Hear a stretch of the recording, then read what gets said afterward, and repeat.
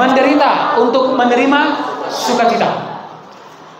Kenapa seringkali kita tidak mengalami sukacita? Ya, karena kita tidak mau menderita. Jadi kita seringkali menderita karena kita menghindari penderitaan itu sendiri. Ya, itu udah pasti sifat alamiah manusia kita. Gak ada satu orang pun yang ingin menderita. Tapi tahukah saudara-saudara, karena pilihan kita untuk menghindari penderitaan-penderitaan itulah yang justru menjadikan kita, menyebabkan kita malah menjadi menderita tulang. Sebagai anak-anak Tuhan, percayalah, saya pernah menyampaikan firman Tuhan ini, bahwa satu-satunya cara Tuhan melindungi kita, ya, cara Tuhan untuk mengamankan kita, itu hanya melalui proses padang gurun, penderitaan. Itulah sebabnya rugi besar kalau kita menghindari penderitaan-penderitaan. Bahkan saya sudah pernah menyampaikan bahwa iman bertumbuh dari penderitaan-penderitaan kita. Jadi orang Kristen yang tidak mau menderita, maka imannya tidak akan bertumbuh. Kalau iman Kristen, seseorang Kristen tidak bertumbuh, maka dia menjadi anak-anak secara rohani. Anak-anak secara rohani itulah yang gampang diombang-ambingkan oleh keadaan. Jadi hari Senin dengan Selasa keadaannya berbeda. Minggu dia sangat rohani, ya. Senin dia sudah mulai. Kenapa bisa begitu? Karena iman. Karena hanya iman yang dewasa lah yang bisa menghadapi semua tantangan-tantangan. Ya. Ya, satu hari ini saya banyak mendapatkan telepon. Sekali bertelepon itu bisa sampai 1 jam, bahkan sampai 1,5 jam. Dan isinya adalah semua masalah-masalah. Jadi walaupun saya sebetulnya juga ada masalah kan gitu loh. Jadi satu hari ini handphone saya nggak pernah berhenti. Dan saya menyimpulkan sebetulnya kenapa seseorang begitu menderita, karena ada yang sampai menangis, ada yang sampai sudah nggak kuat lagi gitu, ada yang sampai sudah minta mati. Saya menyimpulkan bahwa satu-satunya penyebab penderitaan mereka itu nggak ada selain daripada karena mereka tidak mau menderita. Ya. Ketika saudara menjadi orang Kristen, maka firman Tuhan itu menjadi tantangan penderitaan bagi kita. Menghindari firman Tuhan hanya karena mengancam kita, terancam menderita, maka kita akan betul-betul menderita. Saya menyampaikan bahwa pengampunan penderitaan itu, saudara-saudara pasti, pengampunan itu seolah-olah akan melahirkan penderitaan. Contoh, kalau saya mengampuni, seolah-olah saya akan menderita. Ya, padahal itu sebetulnya tidak betul. Penderitaan, pengampunan itu justru akan melahirkan apa? Sukacita. Nah, kita lihat firman Tuhan, saudara-saudara, dari kitab Yesaya pasal 32 ayat 17. Kita baca ayat ini bersama-sama dalam hitungan ketiga, 1, 2, 3. Di mana ada kebenaran, di situ akan tumbuh damai sejahtera. Dan akibat kebenaran ialah ketenangan dan ketenteraman untuk selama-lamanya. Saudara tahu bahwa Nabi Yesaya itu menjadi nabi yang dipanggil oleh Tuhan pada masa situasi bangsa Israel itu sedang dalam kejatuhan yang sangat luar biasa. Bahkan sampai mereka harus dalam tanda petik dihukum oleh Tuhan, dibuang selama 70 tahun ke Babel, ke daerah yang asing. Apa yang membuat mereka terjadi satu kemunduran rohani, terjadi satu kehancuran rohani yang mengakibatkan mereka kehilangan damai sejahtera. Ya. Dan ternyata saudara-saudara, Nabi Yesaya menyampaikan alasannya kenapa bangsa Israel kehilangan damai sejahtera. Ingat, damai itu di dalam pikiran, sejahtera itu di dalam tubuh. Kalau pikiran sudah damai, tubuh kita ini pasti sejahtera. Haleluya. Haleluya. Bukankah ini yang kita cari-cari, saudara-saudara? Ini kah yang kita cari? Apa yang kita cari? Damai sejahtera atau apa? Bahkan di antara kita seringkali justru cara untuk mendapatkan damai itu dengan menjual damai itu sendiri. Itulah kebodohan yang dikatakan oleh Raja Salomo dalam kitab Pengkhotbah. Ada satu kebodohan, kira-kira begitu. Karena manusia itu untuk mendapatkan damai, dia harus menggadaikan damai. Maka dari sini kita bisa memahami dengan betul bahwa penyebab kenapa bangsa Israel kehilangan damai sejahtera adalah karena mereka telah kehilangan kebenaran. Ternyata damai sejahtera itu tumbuh dari kebenaran. Jadi kalau sudah tidak ada kebenaran, maka jangan berharap ada damai sejahtera. Berarti kata kuncinya ada pada kebenaran. Haleluya. Ya. Nah, apa itu kebenaran? Kebenaran itu bukan berbicara apa kataku. Ya. Kebenaran itu tidak berbicara tentang apa yang kau rasakan, apa yang kau pikirkan. Bahkan fakta kita pun tidak menyatakan kebenaran.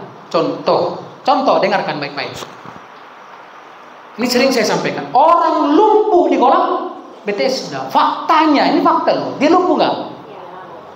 Itu sebenarnya ketika Yesus datang sebagai kebenaran.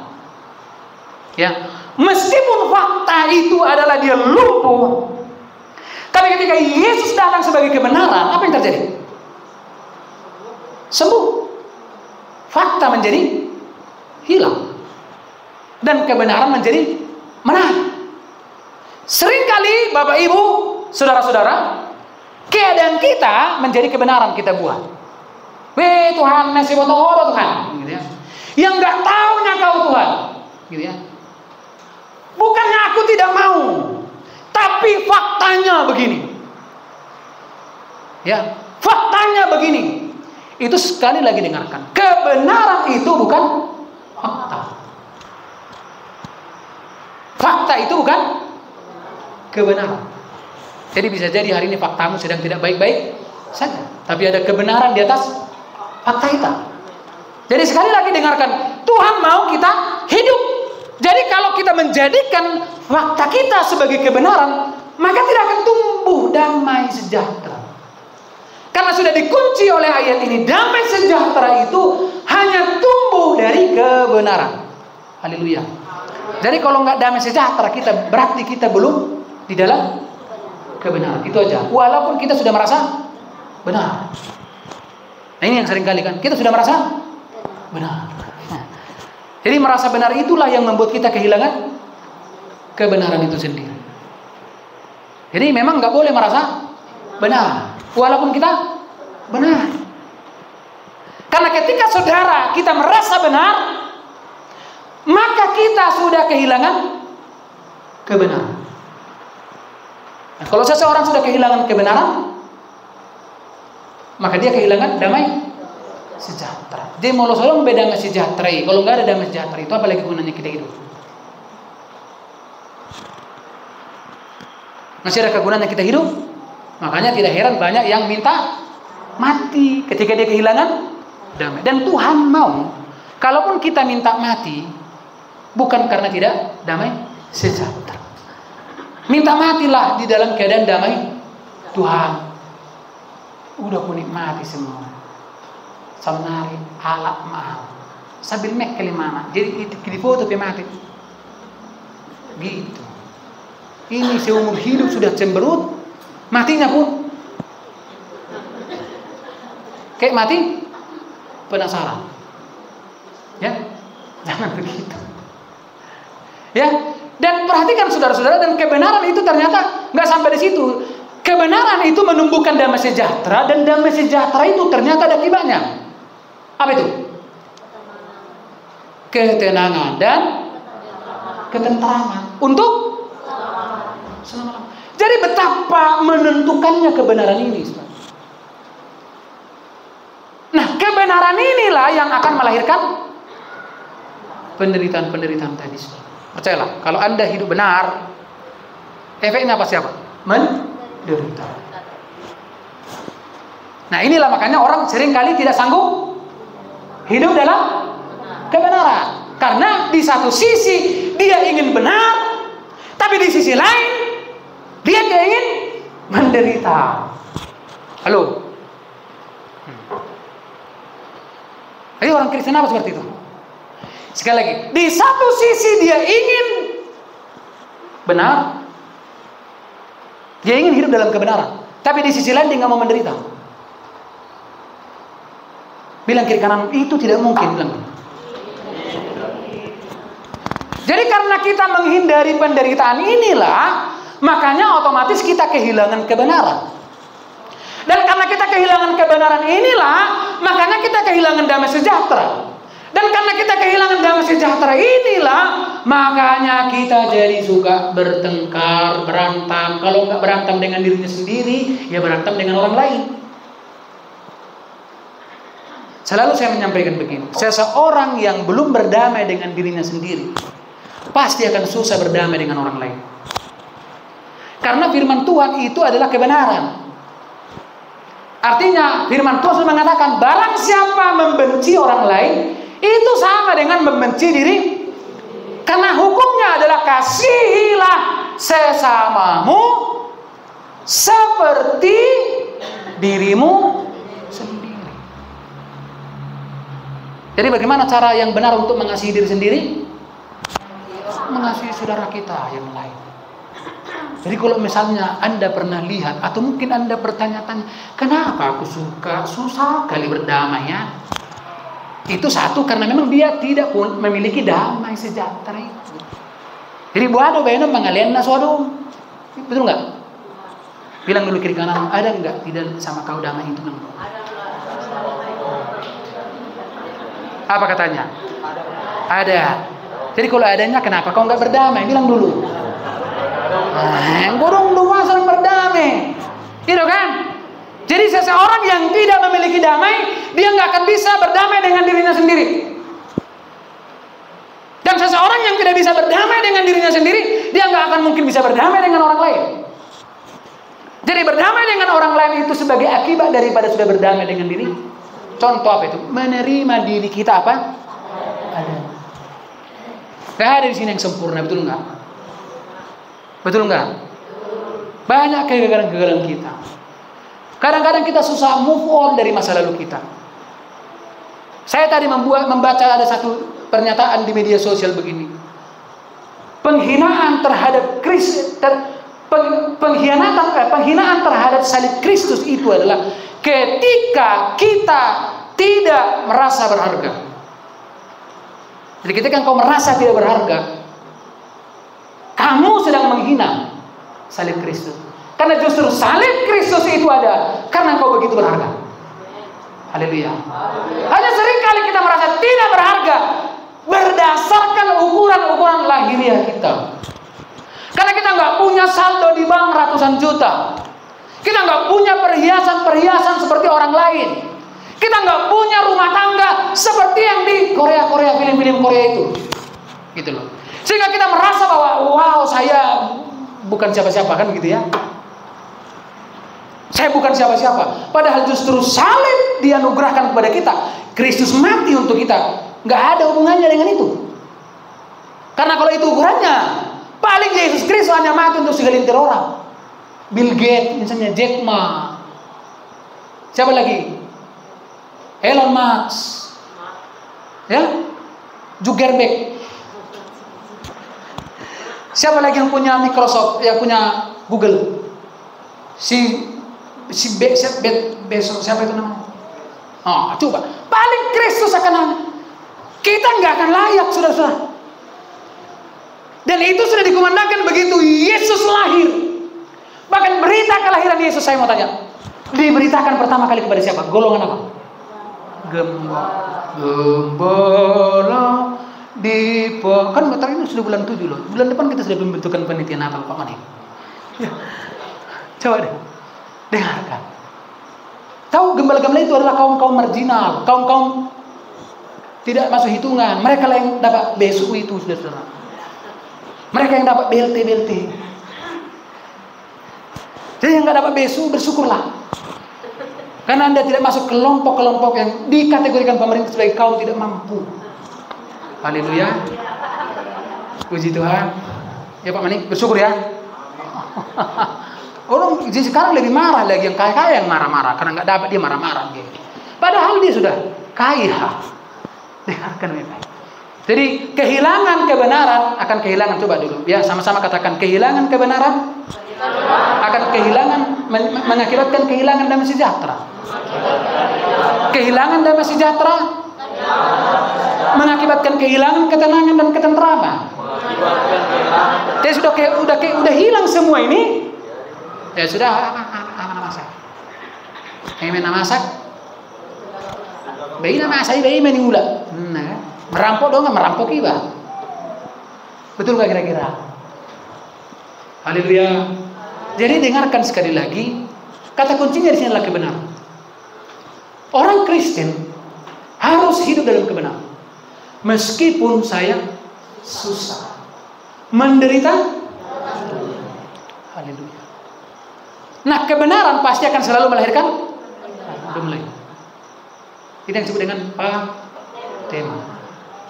Ya Pak Gabriel ya, melekat sekali patema yang pola Gabriel.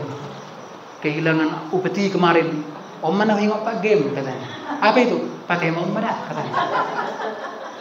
Kau sudah di tangan 500.000 ya, sampai gagal kita memanggang-manggang. Udah di tangan 500.000 sebetulnya diambilnya pun itu mau ke Den Haag pun pengadilan itu menang dia. Tapi tetap kebenaran itu hidup, ya kan? Kadang-kadang kan bukan hanya untung kita yang kita pikir kan. Ada orang kalau seandainya saudara dikasih 30 miliar, masuk ke rekening Bapak 30, tapi resikonya si Malumun hancur. Berpikir itu kan? Pak Herrera. Dalam mengadau. Kan?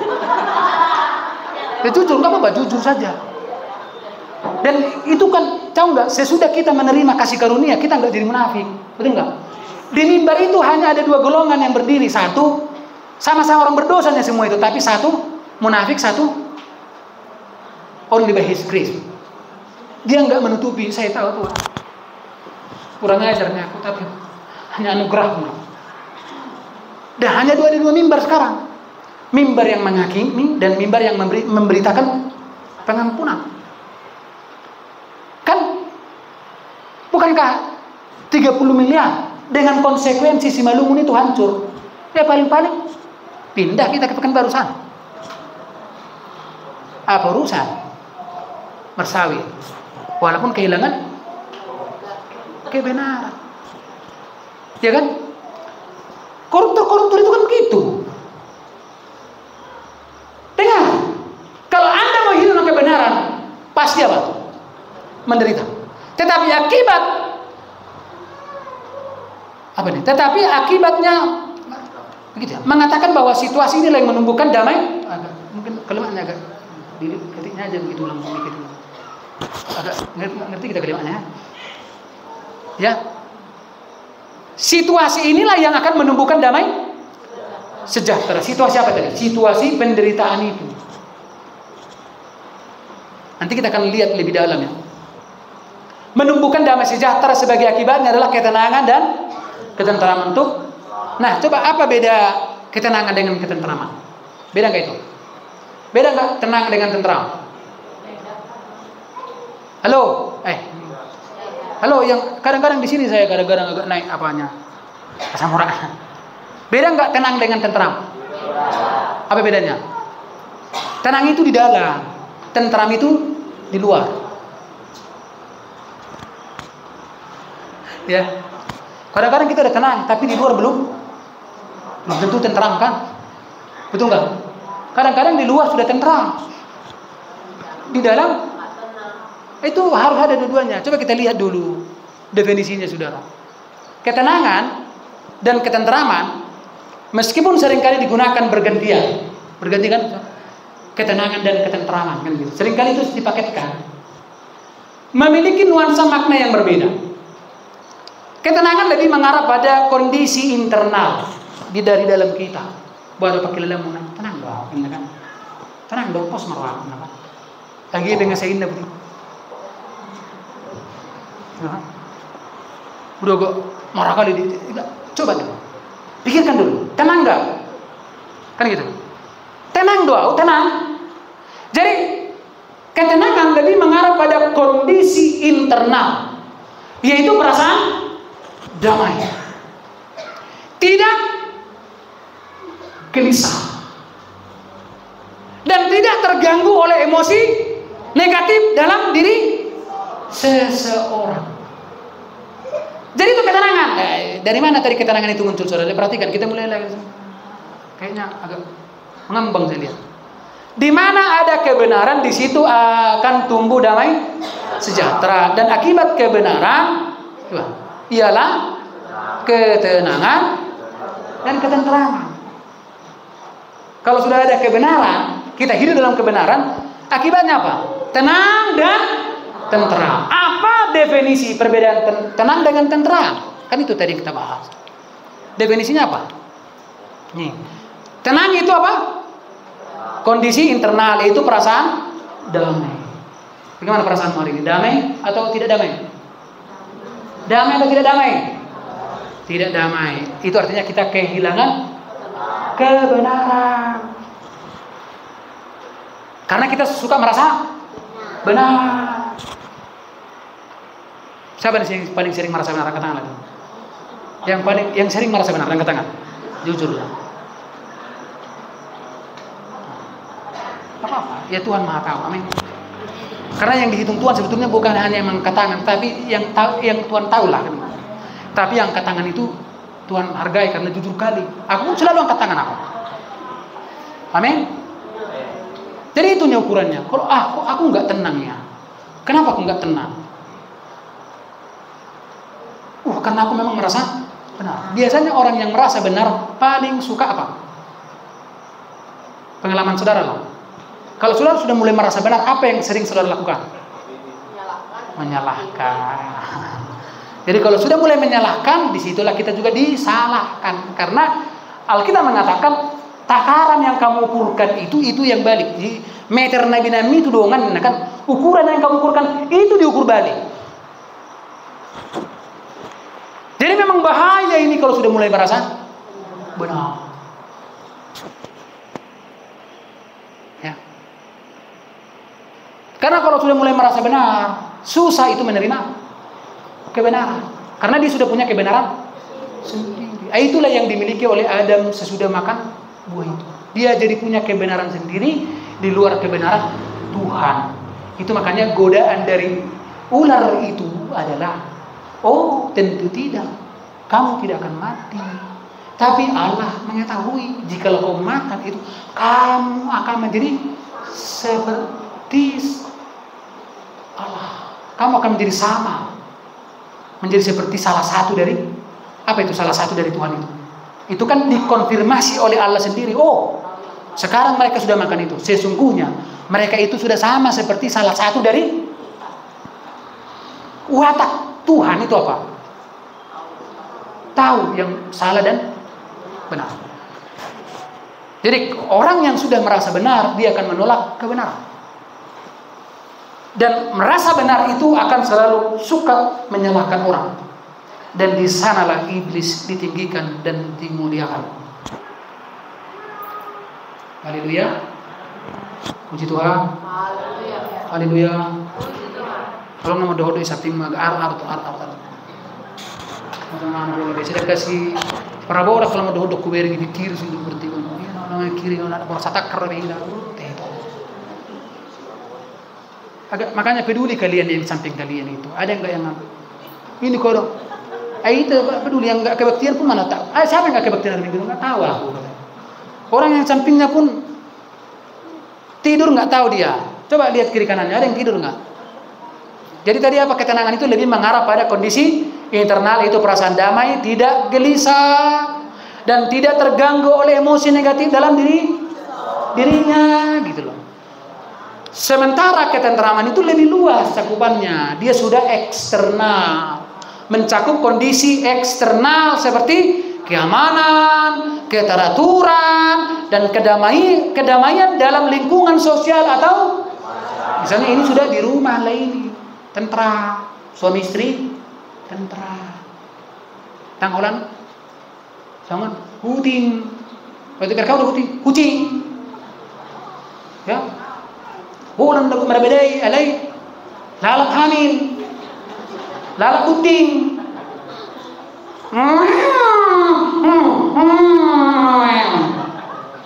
Besok dia ke puskes. Tes PET. Positif apa? Emosi. Nggak ada ketentraman. Rumah tidak tentram. Itu adalah rumah hantu. Kenapa rumah tidak tentram? Karena di dalam rumah itu tidak ada kebenaran. Kenapa tidak ada kebenaran, Pak Gembala? Karena di situ banyak orang yang merasa, suami merasa, istri merasa, datang lagi anak-anak ikut-ikutan merasa. Akhirnya mereka kehilangan kebenaran itu sendiri. Dan sebagai akibatnya mereka kehilangan damai sejahtera. Mereka kehilangan ketenangan. Dan kalau sudah penghuni rumah nggak tenang, mungkin nggak sejahtera. Mungkin nggak tentram. Jadi apa hubungan tenang dengan ketentraman? Menurut Mak Boas dulu, apa hubungannya itu? Apa hubungannya ketenangan dengan ketentraman? Kenapa boleh bersab ini? Mana pengen buat? Makanya nama anak-anak. Digiamu firman Tuhan ini. Sayang nih sama ngasap peri persep mas orang jemi deh. Enggak lah. Saya bukan Mak Boas, tapi saya sering menyindir yang lain maksudku. Apa hubungan ketenangan dengan ketentraman, Pak Randu? Iya berkaitan. Kalau udah tenang, pasti lebih. Bagaimana tentram kalau? Ingat tadi, tenang itu dari dalam kita. Tentram itu. Jadi kalau sudah mulai tenang, suami udah tenang. Karena kebenaran tadi, ingat kebenaran itu melahirkan ketenangan. Istri tenang, anak-anak tenang, maka tentramlah masyarakat semua. Amin. Haleluya. Panggilan-panggilan di rumah pun itu semua panggilan-panggilan sayang. Yang, kan gitu kan? Panggilan-panggilan. Unang, yang, unang gitu. Jadi, budat, woi. Coba. Iya, di rumah kalian suka ini pemuda remaja. Di rumah kalian apa suka dengar panggilan apa di situ? Kebun binatang banyak nggak di rumah kalian? Coba sering. Udah takut mereka. Karena tadi saya sudah diingatkan jangan jujur ya. Ingat ya, jadi sudah foto dulu, sudah difoto tadi. Jadi kadang-kadang apakah ini mahal tidak mahal? Nggak mahal. Ini sebetulnya sangat sederhana, praktis. Tuhan kasih. Enggak, Tuhan kasih kita sesuatu yang tidak mungkin, praktis. Cuman egois kita itulah, kesombongan kita yang membuat ini mahal semua. Karena kebanyakan orang lebih memilih hancur daripada merendahkan hati. Ya.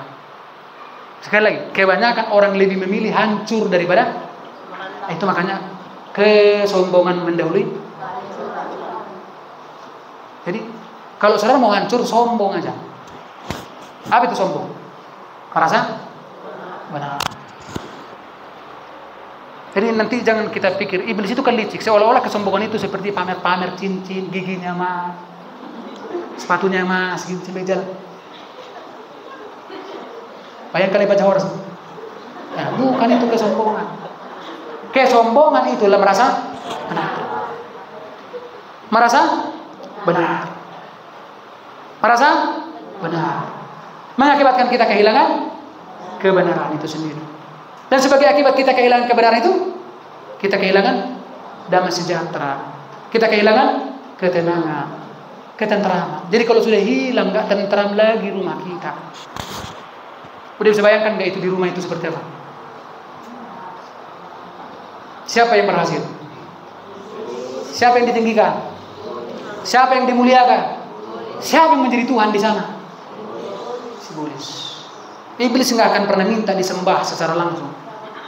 Kita cukup hidup sesuai dengan ego kita, maka iblis sudah ditinggikan dan dimuliakan. Subhanallah. Ya. Makanya sudah mendengar, sudah berhentilah menghindari penderitaan. Mungkin, bukan mungkin, pasti sesudah kita mulai ikut Tuhan, kita mulai step by step mengikuti jalan firman Tuhan itu pasti kita kan, ya kan? Pasti. Karena apa? Kita nggak bisa lagi membenci orang. Ingat tadi, karena membenci orang lain sama dengan membenci. Jadi itulah kebodohan. Nggak ada. Aku benci dengan si anu. Dia sedang mengatakan bahwa, makanya pernah saya buat. Ketika kita menghakimi seseorang, kita tidak sedang mendefinisikan orang itu, kita sedang mendefinisikan diri. Karena bagaimana cara menghakimi orang lain, menjas orang lain, itu sedang mengidentifikasi diri. Sebagian orang paling marah kalau dikhianati. Itu menandakan bahwa di dalam hatinya ada luka tentang pengkhianatan. Jadi pengkhianatan orang itu menjadi cerminan dari dirinya sendiri, bahwa dia pun punya luka yang lebih parah. Sebagian orang, saya punya hal yang sepele yang akhirnya susah dilepaskan sampai sekarang. Saya paling nggak bisa dijanjikan.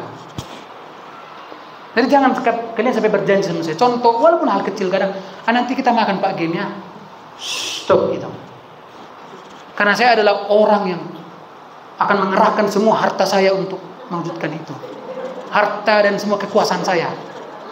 Semua perangkat-perangkat kecamatan dan kelurahan saya akan babinkan Tikmas, semua babinsa semua saya akan kerahkan ke sana. Dan saya tahu itu, kalau saya cerita itu sepele. Waktu saya masih umur mungkin 4 tahun. Saya udah pernah cerita itu ya.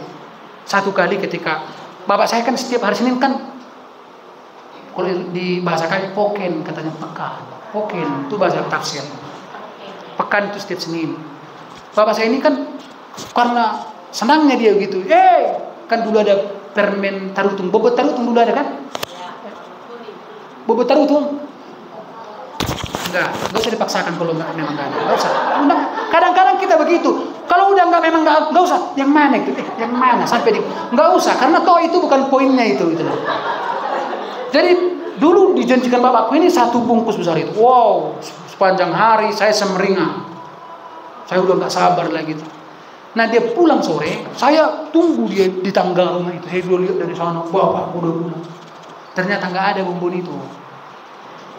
Sampai hari ini dia sudah nggak ada, tapi itu masih membekas di situ. Bayangkan, itu sebetulnya belum terlalu jahat itu kan? Orang tua dengar, itu belum terlalu jahat, tapi itu sudah membekas.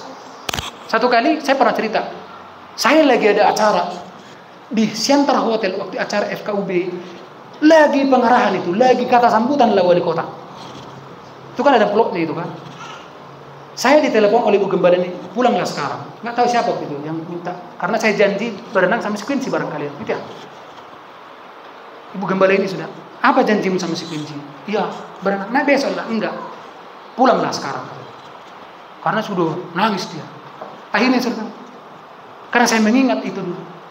Bahaya. Saya tinggalkan amplop itu. Karena nanti baru selesai makan baru amplop kan. Nggak jadi saudara. Saya pulang ke sini bawa dia berenang. Kadang-kadang itu masih hal yang oke lah, secara psikologi itu belum terlalu jahat, tapi itu bisa melukai anak, apalagi kalau sudah jahat. Itu makanya memang betul apa yang anak lihat itu yang dilakukan. Jadi anak itu tidak melakukan apa yang dikatakan bapak mamanya, tapi melakukan apa yang mereka lakukan. Kalau seorang ayah tidak jujur, seorang ibu tidak jujur, maka susah itu bagi anak. Itu makanya anak-anak dengar, kalian harus bertemu dengan Yesus. Karena dengar, selalu saya katakan, kalau si Joy ini menjadi korban itu takdir dia itu sekarang, itu umur sekarang. Karena dia nggak bisa memilih, dia belum cukup pengetahuan untuk memilih. Dia pasti sudah memilih satu pilihan, jadi korban ya kan? Dari papa mamanya tidak sempurna maksudnya. Tapi kalau sudah seperti mereka remaja-remaja, si Quincy, si Arta, si Dea, si Okta, si Riana, si Gaby, dengar kalian berenang. Sekarang kalian yang memilih. Kalian mau jadi korban atau tidak mau jadi korban? Korban dari mana Pak Gem? Korban dari orang tua, dari rumah tangga, rumah yang tidak sehat. Maka pilihlah aku tidak mau jadi korban. Karena saya sudah jadi korban. Bapak saya nggak jahat. Tapi coba bayangkan, itu kan nggak jahat loh. Karena dia lupa. Tapi bagi saya itu sesuatu yang nggak bisa kompuni. Waktu saya kan menjadi anak kecil, nggak berdaya, nggak mungkin saya langsung main kita, nggak mungkin kan. Anak itu kan karena dia nggak punya daya, jadi dia menyimpan dalam hati. Itu makanya nanti begitu dia mulai SMA, dia sudah merasa punya otot, dia mulai aneh mau apa? Main kita. Makanya tidak heran sekarang banyak anak membunuh ayah, membunuh orang tuanya, karena dia sudah merasa sudah punya power. Kalau masih seperti kecil seperti kayak si Elsa ini kan dia nerimo aja. Diam kau. Kayak siapa sekarang? Siapa namanya? Si Hana. Si Hana kalau dimarah mamanya, tapi nanti begitu dia sudah mulai merasa punya cukup sumber daya, dia mulai lawan. Hati-hati. Karena itu adalah keteladanan. Itulah hukum. Prinsip keseimbangan adalah keteladanan. Dan kebanyakan sekarang orang tua menyalahkan anak. Saya selalu bilang sama ibu gembala ini, ya memang kalau soal anak kita seringkali lupa. Saya sebagai seorang ayah aja merasa, ini si Gio, saya kehilangan momen banyak sama dia ini. Si Quincy, si Jamie, saya sudah jadi pendeta, kehilangan banyak momen. Itu salah saya. Saya sering minta maaf sama mereka. Sama mereka sering. Nak, papi minta maaf. Karena papi ini gak benar. Papi banyak berhutang sama mereka. Papi banyak tidak hadir. Makanya waktu perpisahan si Quincy kemarin, dia gak peluk maminya dulu. Dia cari, papi datang. Karena dia merasa, dia berpikir saya gak akan datang ke perpisahan. Papi datang. Bila bentakah kecilku, gitu ya. Dia langsung peluk saya begini. Apa salahnya orang tua minta maaf? Kita harus minta maaf karena kegagalan kita. Mereka tidak boleh sakit akar pahit dengan kita. Karena kita harus jujur. Ini saya, papa yang kurang ajar. Papa ini, papa yang miskin, pengetahuan bodoh. Papa begini. Jadi sejak kecil kita memulai keterbukaan. Oh iya, ternyata dia nggak sengaja. Saya merasa bahwa memang banyak kesalahpahaman. Contoh, si Elsa ini dia harus paham kenapa bapaknya marah sama dia. Kenapa mamanya dia nggak boleh. Contoh, nggak boleh. Pernah nggak bilang sama Elsa nggak boleh? Tapi pernah nggak jelaskan kenapa nggak boleh? Susah karena kita terkendala soal bahasa kan. Tapi kita harus punya bahasa yang cukup. Kenapa nggak boleh? Sehingga selesai step by step, setiap masalah itu selesai pada usia tertentu. Nggak ada masalah yang tidak diselesaikan. Ini kalau masalah menumpuk, sehingga dia menjadi bom waktu. Kalau dia marah dia terserah. Nah inilah kalau kehilangan kebenaran. Makanya umat binasa karena banyak orang tua. Coba lihat, banyak suami-suami nggak peduli. Nggak ada cerita. Suami yang memimpin istri dan anaknya. Sudah selesai sehut bahkan di Pelper itu kan? Mana pengurus Pelper? Sudah selesai kan sehut bahkan di Pelper itu? Suami sebagai imam, sebagai raja, imam yang membawa, memimpin doa setiap pagi di rumah. Sebagai raja yang mempertahankan, mengatur semua, mengatur strategi. Suami yang menafkahi istri dan anak-anak.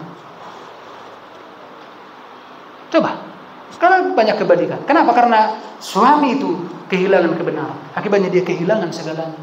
Dia kehilangan otoritas, dia kehilangan pengaruh. Saya kadang-kadang sedih. Para pelayan-pelayan di sini yang tidak didukung oleh suaminya. Sudah berdiri kayak tadi, berdiri masyarakat sini. Tidak didukung oleh suami. Bahkan kadang-kadang bukan hanya tidak didukung, marah-marah. Dengarkan, para suami-suami yang istrimu melayani, kamu harus support, dukung. Istri-istri yang suami melayani, support, dukung. Jangan kita yang menjauhkan mereka dari pelayanan mereka pada Tuhan. Amin. Orang tua yang anaknya melayani, dukung. Lihat, Hana, mamanya Samuel. Apa yang dia lakukan pada Samuel? Dia menyerahkan pada Imam Eli.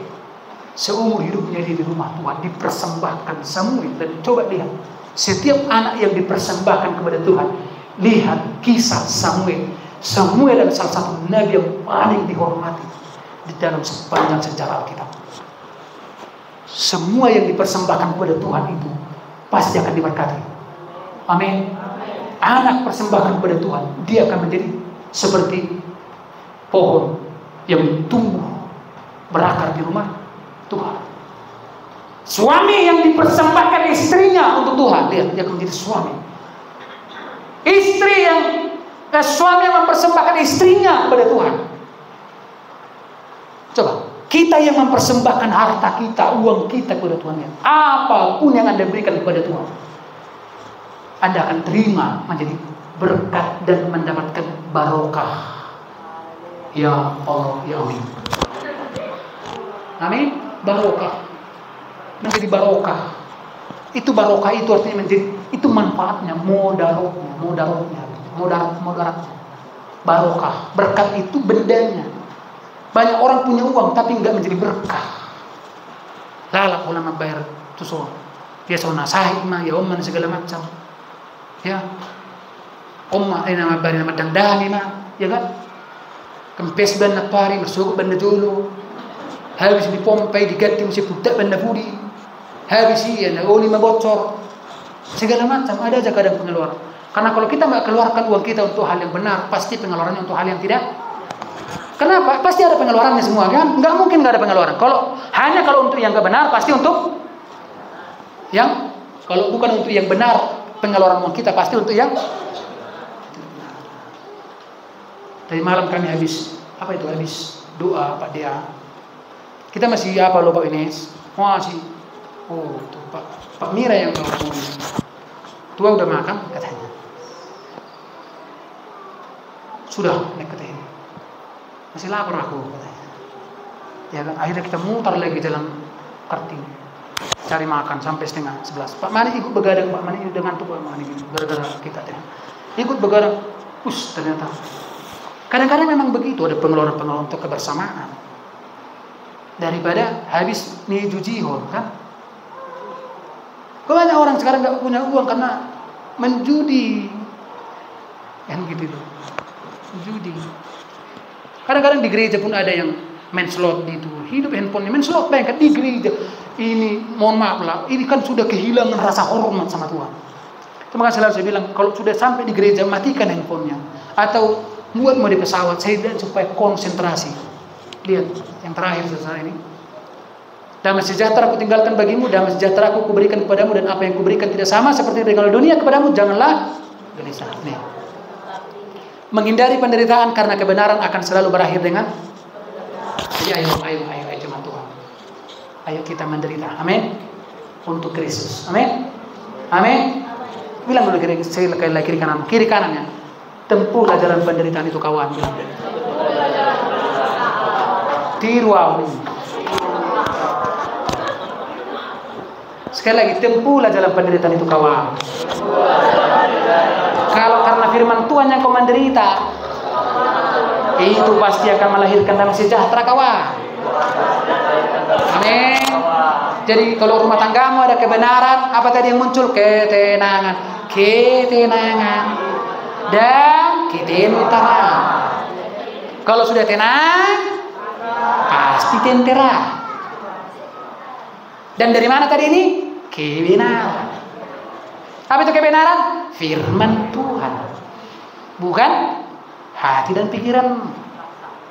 Kebenaran beda dengan merasa benar. Karena bukti bahwa seseorang itu benar, dia pasti tidak merasa benar. Walaupun dia benar. Walaupun dia memang benar-benar benar, dia tidak akan merasa benar. Karena contoh, kalau si Joseph tersandung gara-gara aku, walaupun aku benar, aduh maaf, sorry. Itulah ciri-ciri orang benar. Ini kenapa rupanya? Ya, apa urusanku sama itu? Kaunya. Itu merasa. Kayak di jalan kan sering begitu kan? Kita yang benar. Apa? Jadi maksudmu, maksudmu. Merasa benar. Akhirnya kita kehilangan. Udah datang dia dipanggilnya lah bapaknya. Rupanya kolonel. Ada yang lagi masuk lagi. Sebenarnya nak benar harus sebenarnya. Mempreng dua. Kabar kumis nen kan. Habis itu komisi misalkan. Habis oro mata dan Kopassus kan. Dengar. Menghindari penderitaan karena kebenaran akan selalu berakhir dengan 1 Petrus 2 ayat 11. Ini terakhir ya, ayat sampai 21 dalam bahasa Indonesia masa kini. Allah akan memberkati kalian kalau kalian karena sadar akan kemauan Allah, sabar menderita perlakuan yang tidak adil. Mungkin suamimu engkau rasa tidak adil. Sabar. Karena itu adalah berkat. Amin. Amin ibu-ibu. Amin ibu-ibu. Amin. Mungkin istrimu tidak adil. Suami-suami belajarlah menderita supaya engkau menjadi orang yang sabar. Dengan demikian engkau diberkati Tuhan. Baca sekali yang 1, 2, 3.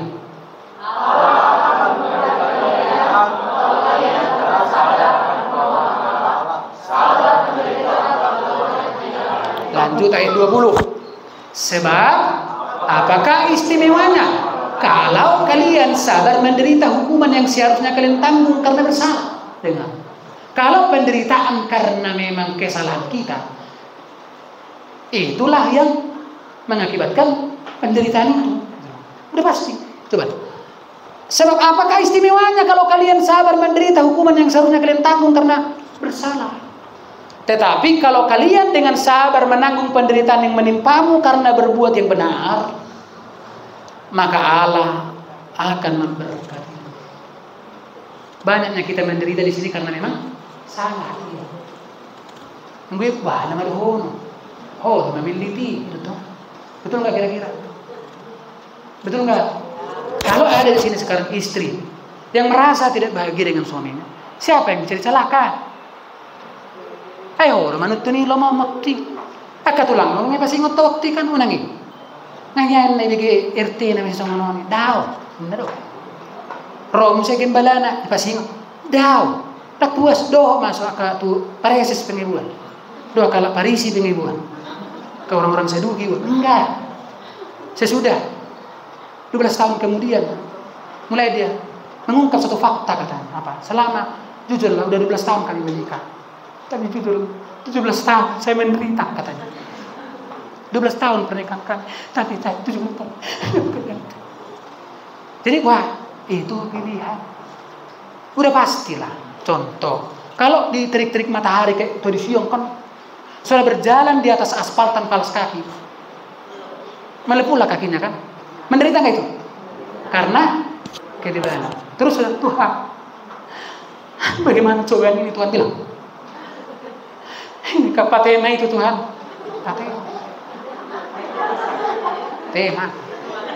Patema. Tuhan, lihatlah kakiku udah mendepung, nggak bisa lagi kebaktian. Kata saya pula John. Itu yang dimaksud ini, gitu loh. Tetapi contoh, karena supaya demi kebahagiaan satu kampung, kau harus melepaskan sandalmu dan berjalan di atas aspal itu, melepuh sotaan. Maka Allah akan memberkati. Kira-kira seperti itu. Amin. Amin. Contoh tadi 7:30 tiba-tiba telepon laporan ini. Kipas 3. Datang ko yan natin siya daw ikon sanari. Patema. Atau ujung na ini.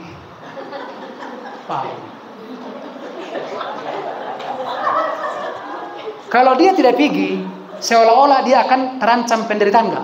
Hilang 750.000. Besok aja 600.000. Tapi kalau dia nggak pergi, karena kebenaran itu, menderita nggak? Maka Allah akan memberkati. Amin. Amin. Amin. Tiba-tiba contoh 3 nggak terima, langsung nangis gini, pulanglah sudah. Ya Tuhan, pulang nama untuk kualana. Sampai dia bilang, halo Pak Siang, ya 12.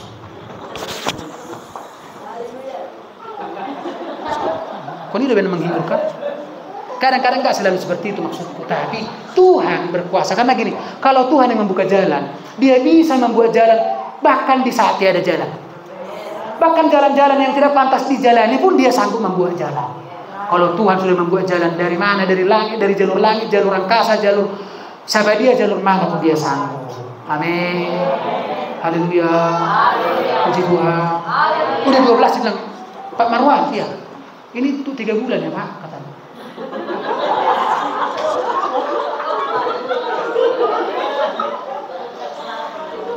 Penghiburan Tuhan itu. Jadi saudara jangan minta penghiburan kalau enggak menderita dulu. Lihat, ketika Yesus sudah menderita di padang gurun berapa hari? Lihatlah. Terus ayat cerita itu apa? Lihatlah. Sesudah itu bagaimana malaikat-malaikat Allah melayani dia.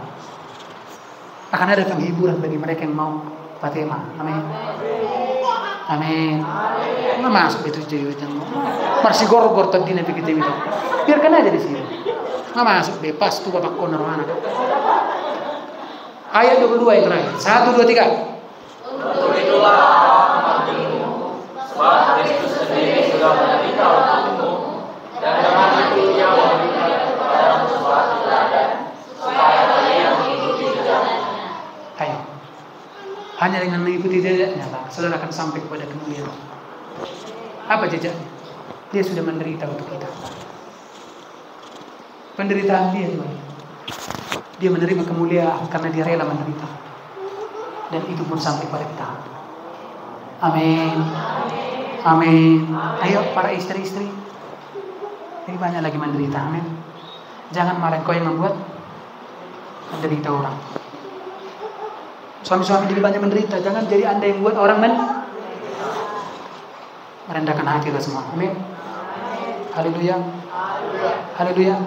Selalu ada yang tanya begini, gimana caranya buat gini supaya, bagaimana supaya aku ini begini, supaya gimana supaya aku diberkati? Nggak ada, cuma saja jalannya apa? Merendahkan. Karena hanya di tempat yang rendah lah air akan. Saya neng rindu untuk dihadiri alai saya tiba mau ibu subuhin. Jet pamperak satu. Cukup rendahkan aja hati, maka ke sana akan mengalir aliran-aliran sungai berkat Allah. Amin. Haleluya.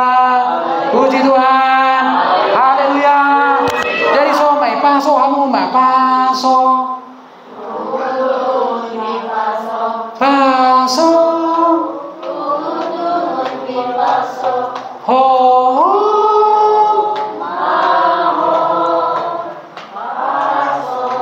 Sarita.